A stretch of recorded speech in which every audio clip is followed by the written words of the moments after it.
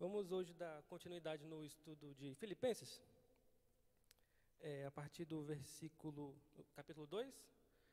O foco vai ser nos versículos 17 e 18, mas a gente vai ler a partir do 14 para pegar ali o contexto.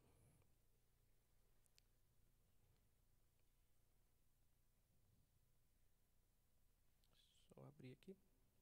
Filipenses 2, 14.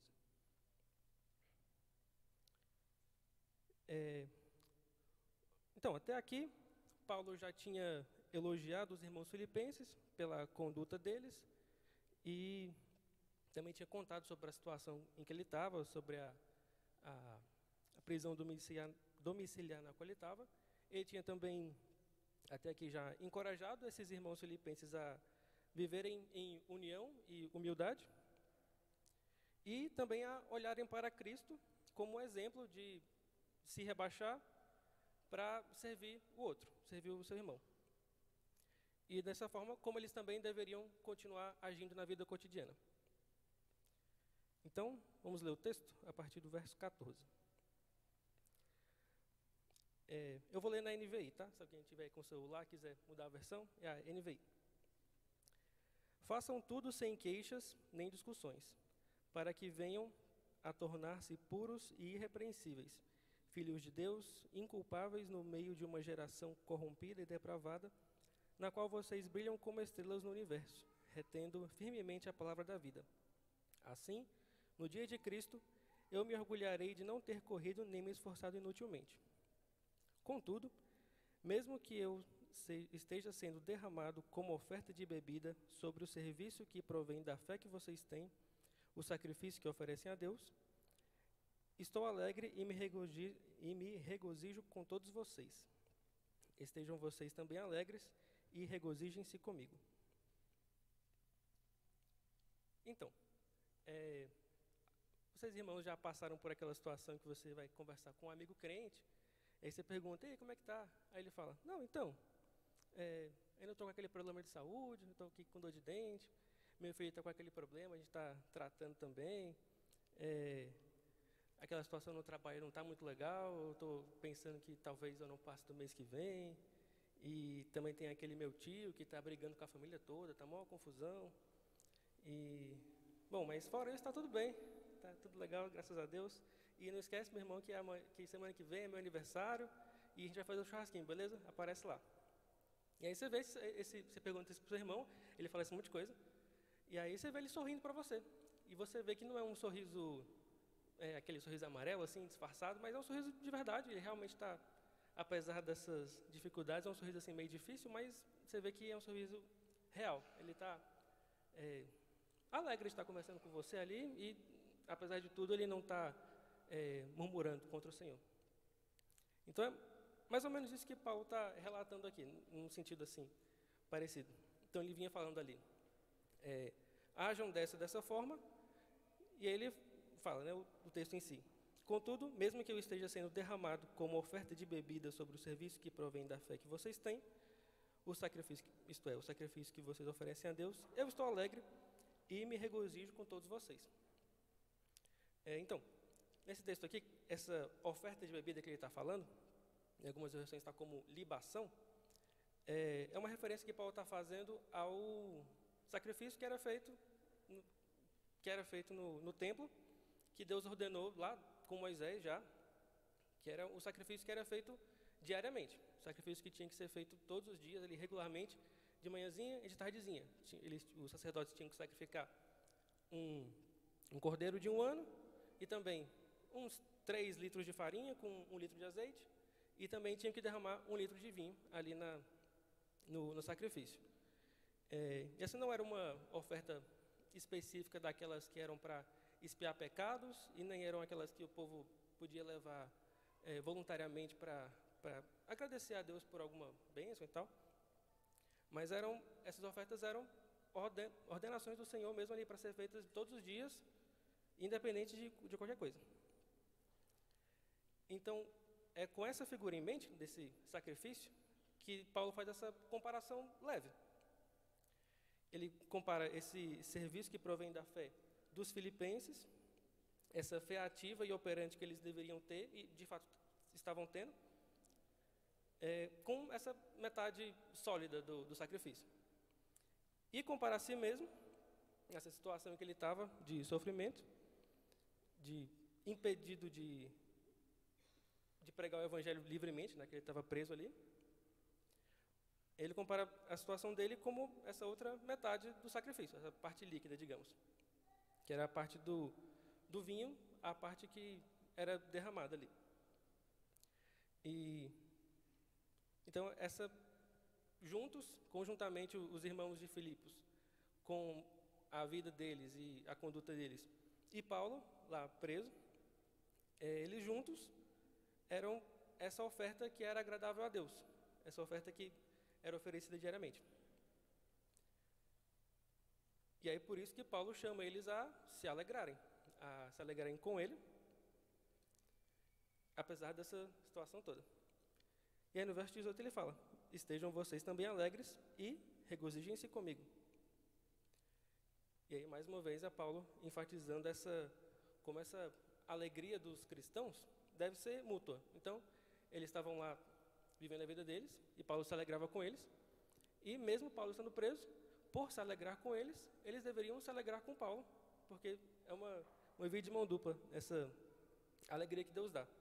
Porque eles estavam participando juntos da graça de Deus, apesar de separados, mas juntos da graça de Deus. Eles estavam também trabalhando juntos na obra de Deus, em situações diferentes. Eles também deveriam também se alegrar mutuamente, um com o outro, apesar das dores, porque os dois lados sabiam que estavam obedecendo ao Senhor e que o Senhor prometeu, depois dessas dificuldades todas, que o céu ia ser muito melhor. Ia ser alegre, nós poderíamos estar na presença de Deus, mas sem mais todas essas dificuldades da vida cotidiana. Então, quando um irmão nosso, um querido, consegue um emprego massa, consegue vender a casa que estava há muitos anos ali parada, quando tem um filho, ou então quando você vê ele servindo no ministério, você vê esse irmão ofertando na vida de alguém, seja com um serviço, ou seja com o mesmo dinheiro, servindo os missionários, tudo isso são motivos para a gente se alegrar juntamente com esse irmão. Então, é aquilo que Paulo escreveu em outra carta, a gente deve se lembrar também. A gente deve chorar com os que choram e também se alegrar com os que se alegram. E, além disso, aí mesmo em Filipenses, lá no capítulo 1, vamos voltar um pouquinho e ler? Capítulo 1, versos 20 a 22.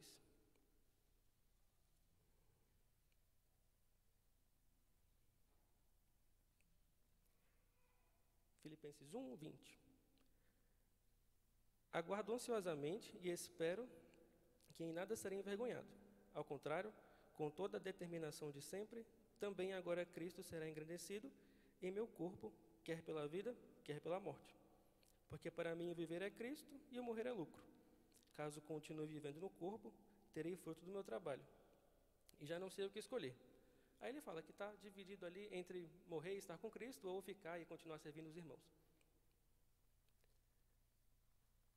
Então, nisso, Paulo nos ressalta que ele não tem medo e nem receio de sofrer ou de morrer por causa da obra de Deus, mas pelo contrário. Ele tem plena consciência de que se ele morresse, seria melhor para ele, mas ele sabe que deve ficar ainda, que o Senhor ainda não terminou a obra na vida dele, através da vida dele. Então ele ainda ia ficar para continuar servindo os irmãos. Apesar de todas essas dificuldades e tentações e pecados pelos quais a gente passa todo dia.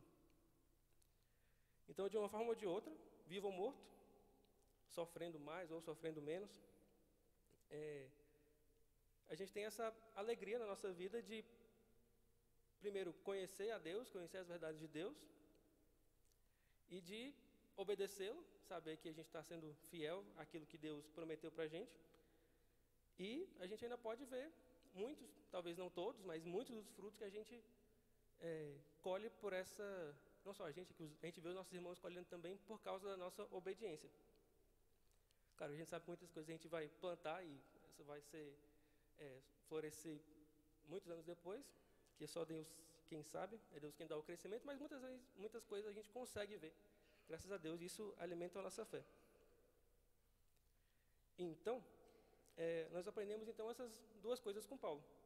Primeiro, que nós não podemos ter medo de sofrer e nem de morrer pela nossa obediência a Deus. E depois que nós devemos sempre nos alegrar ao servir a Deus, servir ao nosso irmão e também olhar para esse irmão e ver também eles obedecendo e servindo. E isso serve de alegria e incentivo um ao outro. Todo mundo junto, em unidade, como Paulo falava, todo mundo olhando para Jesus e querendo servir, querendo obedecer e querendo honrar o nosso Deus. Amém? Então, vamos orar, agradecer ao Senhor por essa obra dele. Senhor Deus Todo-Poderoso, queremos te glorificar, te agradecer, porque é o Senhor quem trabalha nas nossas vidas, é o Senhor quem nos faz passar por tudo que nós passamos, mesmo que seja desagradável para nós. Mas nós te pedimos humildemente, em nome de Jesus, que o Teu Espírito nos dê sabedoria, nos dê alegria de olhar para Ti e querer Te servir, apesar de qualquer coisa, e que nós possamos também olhar para os nossos irmãos e incentivá-los e sermos incentivados pelo serviço deles, pela obra que o Senhor vem operando na Tua igreja e no mundo através de nós, Teus filhos. Nos perdoa os nossos pecados, Deus, perdoa as vezes em que nós somos egoístas e mesquinhos com aquilo que o Senhor mesmo nos deu. Nos ensina, Senhor, a aprendermos a dedicar o nosso tempo, as nossas energias, as nossas finanças, que tudo seja devotado a Ti, para o Teu louvor, para a Tua glória e na Tua obra, Senhor. Esteja conosco e nos ajuda, Senhor, a sermos luz nesse mundo de trevas que tanto precisa do Senhor. Em nome de Jesus nós oramos e Te agradecemos por tudo que o Senhor faz em nós e através de nós. Amém.